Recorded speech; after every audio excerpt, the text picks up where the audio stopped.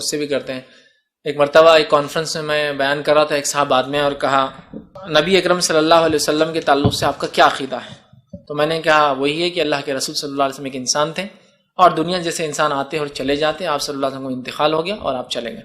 تو کافر بولے کلمہ پڑھو، لا الہ الا اللہ محمد رسول. آپ ترجمہ کرو، نہیں کوئی معبود برحق سوا اللہ کے اور محمد اس کے رسول. میں اتنا ہی پڑھتا ہوں کلمہ، آگے اتنا ہی ہے.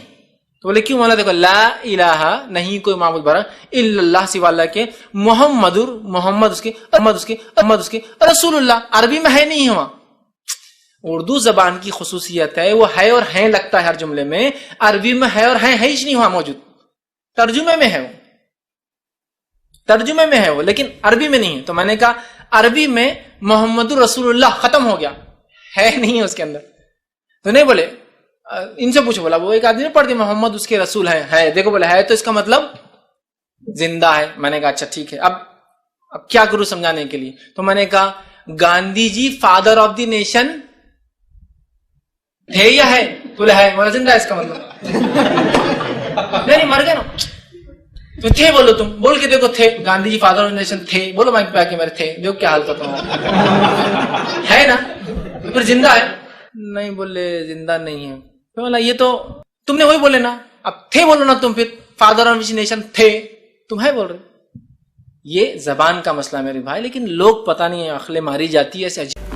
السلام علیکم ورحمۃ اللہ وبرکاتہ. معزز سامعین، واقعی میں سیدنا امام شافعی رضی اللہ تبارک و تعالی عنہ کا قول کہ جاہلوں سے بحث نہیں کرنی چاہیے، یہ ایڈوکیٹ فیض نے خود اپنی جہالت کا اظہار کر کے یہ بتا دیا کہ وہ اس قابل نہیں کہ اس کو جواب دیا جائے. لیکن چونکہ ہمارے نوجوان انجانے میں فیض کی باتوں کو سن کر کنفیوز ہو جاتے ہیں، اس لیے ضروری سمجھتا ہوں کہ وضاحت کے لیے کچھ ضروری باتیں آپ تک پیش کر دوں. سب سے پہلی بات تو یہ ہے کہ فیض ایڈوکیٹ نے یہ جو کہا گاندھی کی مثال دے کے، نبی کریم صلی اللہ تعالی علیہ وسلم کی مقدس شان پہ جب گفتگو ہو رہی ہو، ان کے تعلق سے جب عقیدہ پوچھا جائے تو گاندھی جیسے کافر کی مثال دیکھنا اور لوگوں کو ہنسانا، یہ حضور علیہ الصلوۃ والسلام کی شان میں مذاق کرنا ہوا. دوسری بات یہ ہے کہ انہوں نے یہ کہا لا الہ الا اللہ میں ترجمہ یہ ہے کہ اللہ کے سوا کوئی معبود نہیں اور محمد صلی اللہ علیہ وسلم اللہ کے رسول، اور تھے یا ہے کہنے کے لیے یہاں کوئی ترجمہ نہیں. تو ہمارا سب سے پہلے سوال یہ ہے کہ آپ نے ترجمے میں یہ کہا کہ اللہ کے سوا کوئی معبود نہیں، تو یہ لفظ کے عربی کے کس جملے سے آپ لائے؟ لا الہ الا اللہ نہیں کوئی معبود سوائے اللہ، تو لفظ کے آپ نے کیوں کہا؟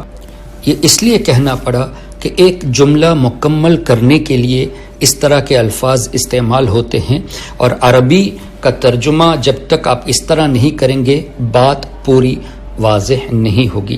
نبی کریم صلی اللہ تعالی علیہ وسلم کے تعلق سے اگر کان محمد الرسول اللہ ہوتا تو یہ معنی ہوگا کہ حضور علیہ السلام اللہ کے رسول تھے. اب یہاں کان نہیں ہے بلکہ مطلق محمد الرسول اللہ ہے، تو اس کا مطلب ہی یہی ہوا کہ حضور علیہ الصلوۃ والسلام اللہ کے رسول ہیں. اب ہم نے یہ کب کہا کہ نبی کریم صلی اللہ تعالی علیہ وسلم نے موت کا مزہ نہیں چکھا؟ بات تو یہ ہے، ہمارا عقیدہ تو یہ ہے کہ موت کا مزہ چکھنے کے بعد اب بھی حضور علیہ الصلوۃ والسلام اپنی قبر انور میں زندہ ہیں، اور اس پر کئی آیات اور کئی حدیثیں شاہد ہے.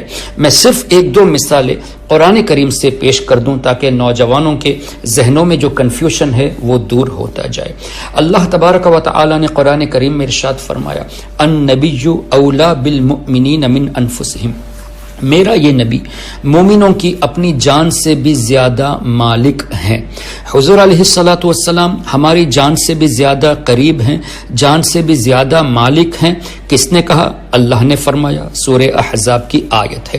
اب اللہ نے یہ تو نہیں فرمایا کہ اس وقت جتنے مومن ہیں انہی کے لیے ہیں، انہی کے قریب ہے، انہی کے مالک ہیں، نہیں، بلکہ تمام مومنین شمار ہے جو اپنے آپ کو مومن سمجھتے ہیں۔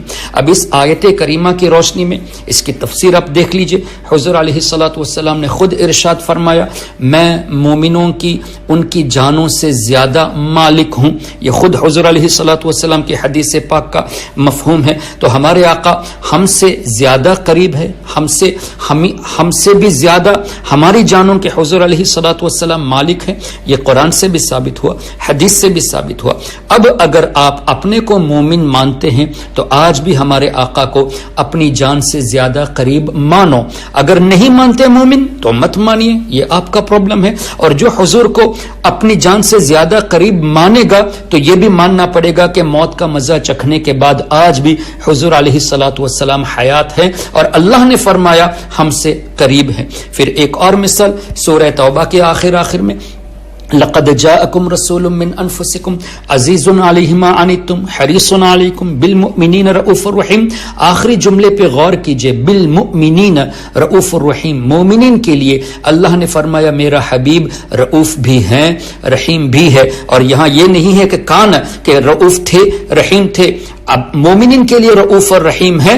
اگر آپ اپنے کو مومن مانتے ہیں تو آج بھی ہمارے آقا صلی اللہ علیہ وسلم کو رؤوف مانیے، رحیم مانیے، یعنی مہربان مانیے۔ اور مہربان ماننے کے لیے موت کا مزہ چکھنے کے بعد زندہ ہونا یہ بھی ماننا ضروری ہے۔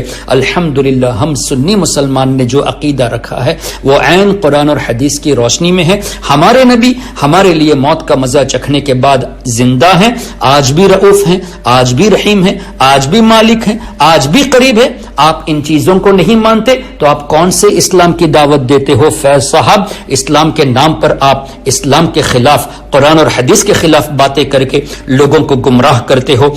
اس لیے آپ سے گزارش ہے کہ سچے دل سے توبہ کر کے اہل سنت والجماعت میں آ جائیے، اور نہیں تو پھر حضرت عبداللہ ابن عمر رضی اللہ تعالیٰ عنہ کے قول کے مطابق ہم یہ بات کہنے کے لیے نہیں شرمائیں گے کہ آپ بدترین مخلوق میں سے ہو، کیونکہ آپ قرآن کی آیتوں کو مس کوٹ کر کے لوگوں کے ایمان کو لوٹ رہے ہو۔ جو مردہ کہے تم کو مردہ ہے واللہ تو زندہ، تیرے چشم عالم سے چھپ جانے